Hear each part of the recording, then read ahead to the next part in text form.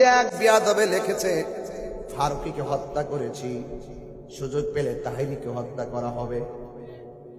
আইডিটা মার্ক করেছি, তদন্ত চালাচ্ছি সে কে। আরে আমাকে মারলে বিচার দরকার নাই, কিন্তু আমার শহীদ ফারুকীর হত্যাকারীকে দেখার দরকার আছে। আছে কি না বলেন? তাকে বের করতে হবে। এই জন্য হত্যাকারীরা বারবার সুযোগ সন্ধানী হয়ে হত্যা করে আবার পার পেয়ে যায়। সবগুলা বিচার আমরা পাইতাম, একমাত্র সুন্নিরা সিদ্ধান্তহীনতার কারণে আমরা উরুস নিয়ে পড়ে আছি, ফাতিহা নিয়ে পড়ে আছি। আর এটা তো করবো, এটা তো আমাদের কাজ। ফাতিহার সময় ফাতিহা পড়বো, উরুসের সময় উরুস করব। যখন রাষ্ট্র নিয়ে চিন্তা করব, তখন আমাদের খানকার তসবিহ বালিশের উপর রাইখা রাজপথে নামতে হবে। আপনি 24 ঘন্টায় পরে থাকবেন খানকায়, মাঠে আসবেন না, নিজেও আসেন না, মুরিদ দুটো পাঠান না। কারণটা কি? কারণটা কি বলেন? আপনারা বলেন। বহুত ইস্যু আছে সামনে, প্রত্যেকটা ইস্যুতে ঐক্যবদ্ধভাবে আসতে হবে। যারা আসবেন আমরা তাদের বিরুদ্ধে অবস্থান নিব। এরা সুন্নিয়তের কেউ না, সুন্নিয়তের নাম ব্যবহার করে মুনাফিকি করে। এটা আমরা পরিষ্কার ভাষায় বলবো। যাদেরকে রাজপথে পাবো তাদের স্যান্ডেল আমরা তুলে তুলে জিব্বা দিয়ে পরিষ্কার করে দিব।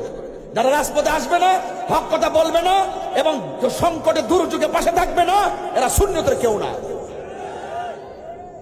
মানে বড় বড় দরবার নাম দিয়ে হবে কি? বড় বড় পিসাব নাম দিয়ে হবে কি? আমাদেরকে এক হতে হবে। মনে বড় দুঃখ এবং কষ্ট লাগে, এক থাকলে কেউ আমাদেরকে কিছু করতে পারবে না ইনশাআল্লাহ। 97টা মাজার ভাঙছে, একটা বিচার কি আমরা পাইছি? আরে আজকে ওনারটা ভাঙছে, কালকে আপনারটা ভাঙবে। কথা বলেন না কেন? ঠিক না বেটি? একটা বিচার পাইছেন আপনারা? এটা কি রাতের অন্ধকারে ভাঙছিল? প্রকাশ্য ফেসবুকে সব দেখা যাচ্ছে কারা ভাঙছে। বিচার পাইছেন? পাবেন না, কারণ আমরা এক না।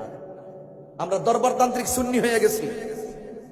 দরবারতান্ত্রিক সুন্নি। আমার পীরে জিরা বেটি সঠিক, পীরে যা কথা সঠিক না, কোরআন সুন্নাহ যা আছে তাই সঠিক। পীরে যদি বলে আপনি নামাজ পড়বেন না, আপনি কি বাদ দিয়ে দিবেন? বাদ দিয়ে দিবেন? আপনাদেরকে অ্যালার্ট থাকতে হবে।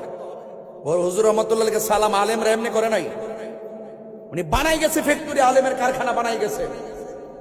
আদর্শ কি ছিল? অন্যায়ের কাছে মাথা নত করছে, কখনো যাই নাকি সত্য গোপন করছে। ওনারা যে আমলে সুন্নতের কাজ করছে, ওই আমলটা ছিল কঠিন আমল।